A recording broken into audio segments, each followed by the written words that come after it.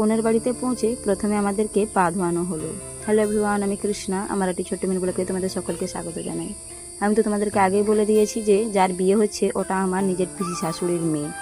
তো এই যে দেখো, আমরা বিয়ে বাড়িতে পৌঁছে গেছি আর প্রথমে আমাদেরকে পা ধোয়ানো হচ্ছে। এই যে দেখছো যে জিন্স পরেছে না, এটা হচ্ছে আমার পিসি শাশুড়ির সব থেকে ছোটো মেয়ে। তো এরাই আমাদেরকে এখন পা ধোয়াবে একে একে করে। দেখছো ওর খুশিতে দেখো, ডান্স করতে করতে আমাকে পা ধোয়াচ্ছে। তো এই যে দেখো, অনেকদিন পর আমি আলতা পরেছি, বেশ আমার মানে কী বলবো, ভালোই লাগছিল।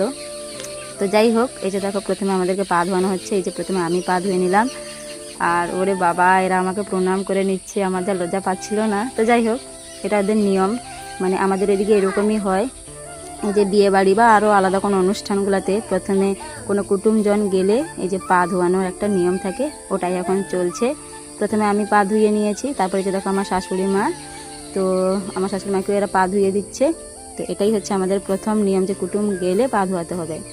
তারপরে যে আমাদের পা ধোয়া কমপ্লিট হয়ে গেছে, এখন আমরা চলে যাব যেখানে কনেকে বসানো হয়েছে, কারণ ওখানে গিয়ে আরও একটা নিয়ম আছে, ওটা এখন পালন করব। তাই এই যে দেখো আমি আমার শাশুড়ি মা যে এখন কনে যেখানে আছে ওইদিকে যাচ্ছি।